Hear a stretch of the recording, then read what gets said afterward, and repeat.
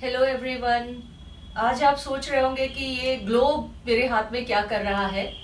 तो आज भारतीय विदेश नीति की हम लोग बात करने वाले हैं और भारत की विदेश नीति विश्व के विभिन्न देशों के साथ किस प्रकार की रही है, उसका कैसे विकास हुआ, क्या भारतीय विदेश नीति का आधार है, इन सब की बात आप आज के लेक्चर में और उसके बाद भी जो मेरे 3 और 4 लेक्चर्स आप सुन सकेंगे।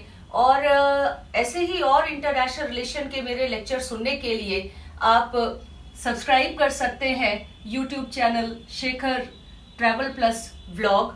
यहाँ पर अंतर्राष्ट्रीय राजनीति के बहुत सारे विषयों पर, पावर से लेकर अंतर्राष्ट्रीय राजनीति को पढ़ने के लिए जो विभिन्न उपागम इस्तेमाल किए गए हैं, यथार्थवाद से लेकर नव यथार्थवाद से लेकर जो नए उपागम है, वर्ड सिस्टम थ्योरी वगैरह, उन सबको बताया गया है। तो आप जरूर चैनल पर जाएं, सब्सक्राइब करें और इन लेक्चर्स को सुने और जरूर उससे ज्ञान प्राप्त करें, नॉलेज गेन करें। एक बात मैं बताना चाहूंगी कि आज का लेक्चर हम आगे कैमरे को स्टिल रख कर रिकॉर्ड कर रहे हैं और उस रूप में आपको वो प्राप्त होगा।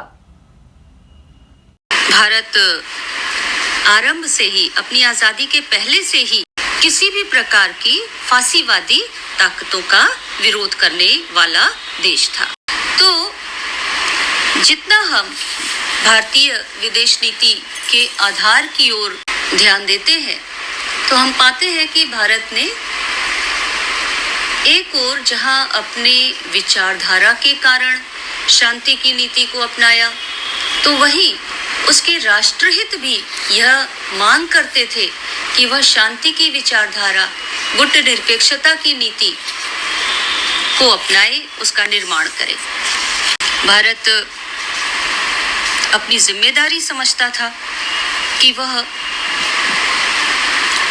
हर प्रकार के शोषण का विरोध करे। 23 मार्च 1947 को नई दिल्ली में एशियाई संबंधों पर एक कॉन्फ्रेंस का आयोजन किया गया। तो आपको आगे बताना चाहूंगी कि भारत ने हमेशा हर प्रकार के शोषण का विरोध किया और इसी सिलसिले में 23 मार्च 1947 को नई दिल्ली में एशियाई संबंधों पर एक कॉन्फ्रेंस आयोजित की गई, जिसमें विभिन्न एशियाई देशों के नेताओं ने हिस्सा लिया और इनमें से ज्यादातर देश अभी भी विदेशी सत्ता के गुलाम थे। इस कॉन्फ्रेंस में भाषण देते हुए पंडित नेहरू ने अंतर्राष्ट्रीय संदर्भ में शांति और सुरक्षा और इंटीग्रिटी ऑफ अ नेशन, इसको बनाए रखने पर बल दिया। उन्होंने कहा कि शांति तो तभी होगी जब सब स्वतंत्र होंगे, आजाद होंगे, सुरक्षित होंगे और सभी को आगे बढ़ने का मौका मिलेगा।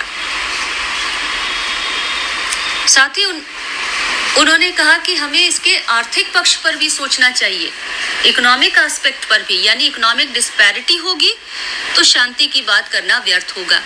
युद्ध तो होते ही इसलिए है क्योंकि असमानता होती है। और जब भारत के संदर्भ में हम इसकी बात करें, तो जैसा हमने पहले भी चर्चा की थी कि भारत के द्वारा गुट निरपेक्षता को अपनाने का एक इकोनॉमिक कॉज भी था, और वह यह कि भारत को अपने विकास के लिए आर्थिक और तकनीकी सहायता की आवश्यकता थी।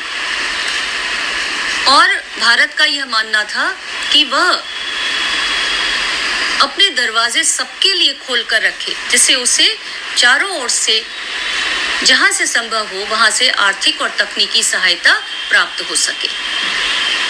और इसलिए भारत ने गुट निरपेक्षता को अपनाना उचित समझा, जिससे वो किसी एक गुट के साथ न बंधे। उसे अगर अमेरिका से सहायता की आवश्यकता है तो अमेरिका भी सहायता दे, और सोवियत संघ से सहायता की जरूरत हो तो सोवियत संघ भी सहायता दे। तो जहां गुट निरपेक्षता को अपनाने का एक पॉलिटिकल रीजन था, क्योंकि तभी हम अपनी आज़ादी को बनाए रख सकते थे, तभी हम अपनी सॉवरेनिटी को बचा रख सकते थे, हम अपनी इंडिपेंडेंट डिसीजन मेकिंग की जो प्रणाली थी उसे बनाए रख सकते थे।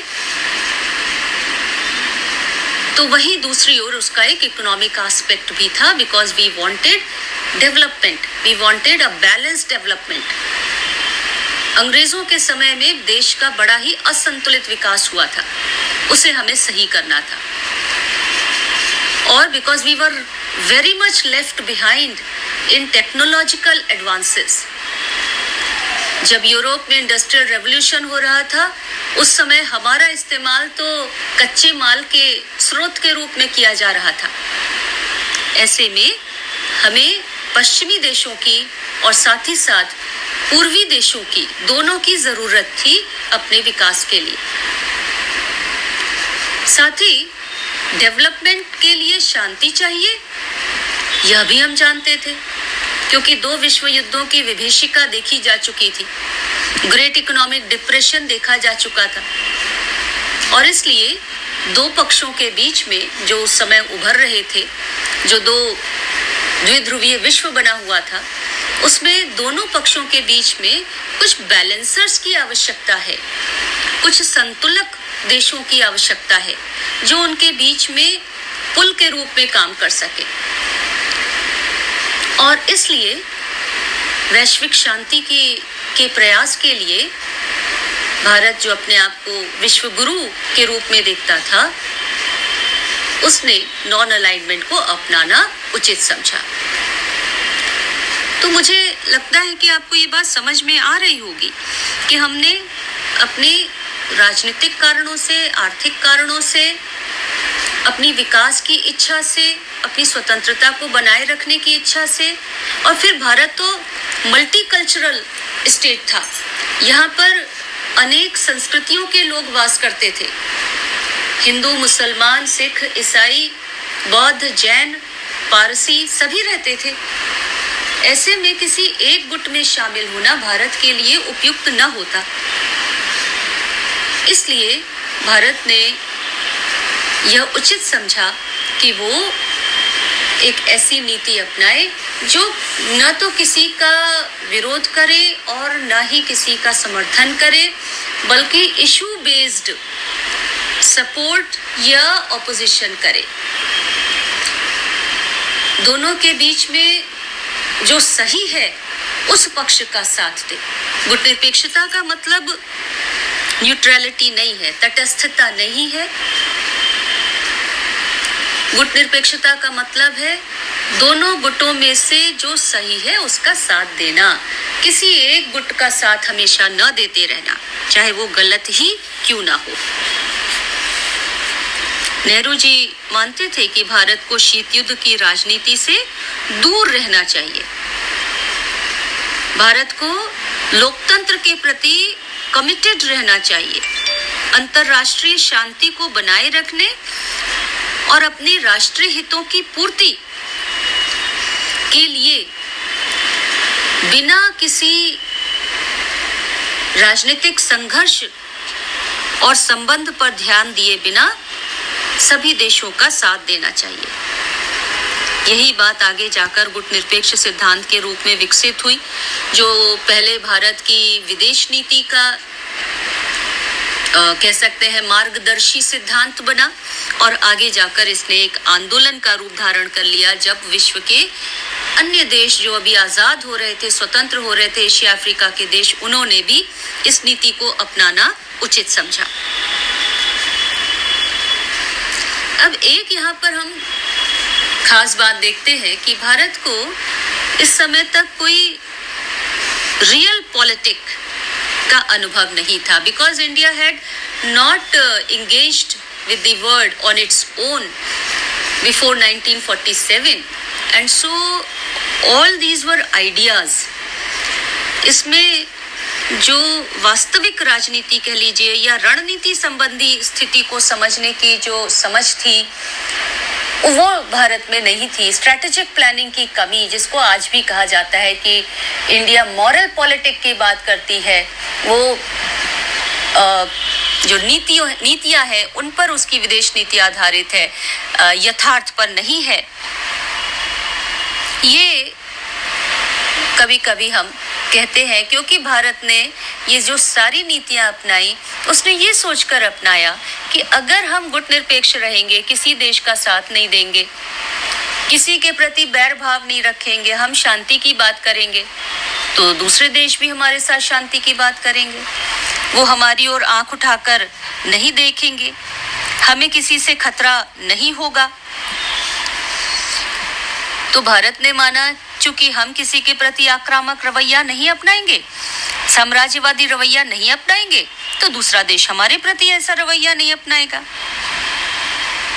इसी प्रकार शीत युद्ध में अगर हम किसी का पक्ष नहीं लेंगे, सभी देशों के साथ सहयोग करेंगे, मैत्रीपूर्ण संबंध बना के रखेंगे, तो शीत युद्ध का भारत पर निगेटिव प्रभाव नहीं पड़ेगा, नकारात्मक प्रभाव नहीं पड़ेगा। दोनों गुट हमें मैत्री की दृष्टि से देखेंगे। क्यों? क्योंकि हम तो किसी के साथ भी ना दोस्ती करके रखे हुए हैं, हम किसी के साथ शामिल नहीं हैं। तीसरा जो प्रिजम्पशन था हमारे नेताओं का, वो ये कि सेकेंड वर्ल्ड वॉर के एंड पर जो उस समय के मेजर कंट्रीज थी, स्टेट्स थे, उन्होंने जिस तरीके से यूनाइटेड नेशंस का निर्माण किया संघर्ष और तनाव को दूर करने के लिए, उसको भारत ने एक जेन्युइन एफर्ट के रूप में देखा। भारत को यूनाइटेड नेशंस पर विश्वास था, भारत ने हमेशा यूनाइटेड नेशंस के साथ मिलकर काम करने का प्रयास किया। लेकिन जल्द ही भारत का मोहभंग हो गया जब 1947 में पहली बार, या 1948 कहना अच्छा होगा, 1948 में जम्मू और कश्मीर पर पाकिस्तान ने छद्म युद्ध वहां पर छेड़ दिया, छिपकर वार किया। और उस समय भारत ने देखा कि विश्व के देश उसका साथ नहीं दे रहे। एक पक्षपातपूर्ण रवैया, प्रतिक्रिया भारत ने देखी। कश्मीर के मुद्दे पर विश्व की प्रतिक्रिया देखने के बाद भारत की सोच में थोड़ा बहुत बदलाव आया और ये समझ में भारत को आया कि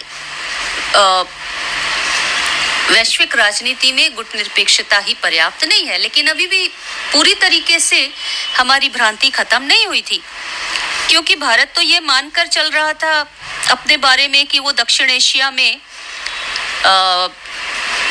ब्रिटिश साम्राज्य जो यहाँ से समाप्त हुआ उसका राजनीतिक उत्तराधिकारी है, वो सबसे बड़ा देश है। तो इसलिए ब्रिटिश अपनी लेगेसी उसको दे गए हैं और उसका जो दबदबा है, भारत का जो प्रभुत्व है, वो ब्रिटेन के समान है, जो एक बार फिर गलत होता दिखाई देता है, क्योंकि हमारे जो पड़ोसी देश थे वो हमें एक इंडिपेंडेंट अभी हुए नए देश के रूप में देखते थे, ना कि ब्रिटेन के उत्तराधिकारी के रूप में।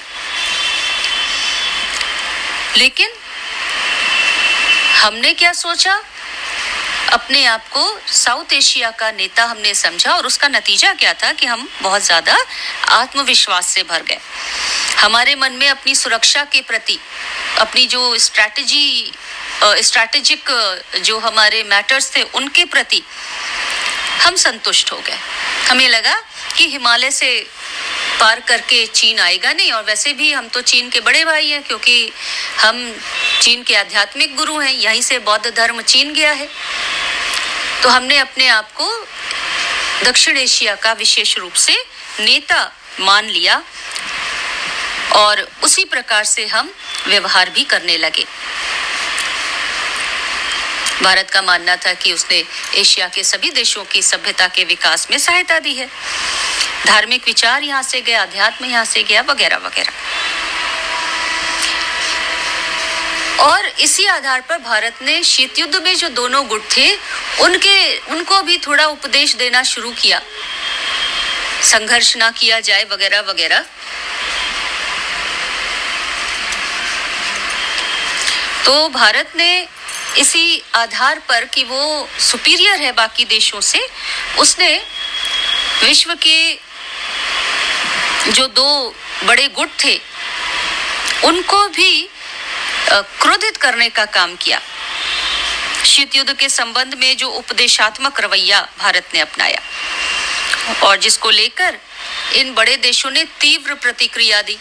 अमेरिका ने तो भारत की कूटनिरपेक्षता पर विश्वास ही नहीं किया, उसे लगा ये साम्यवाद का ही हिस्सा है।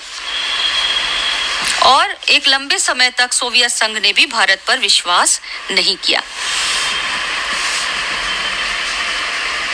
तो गुटनिरपेक्षता को एक संदेह की दृष्टि से देखा जाने लगा।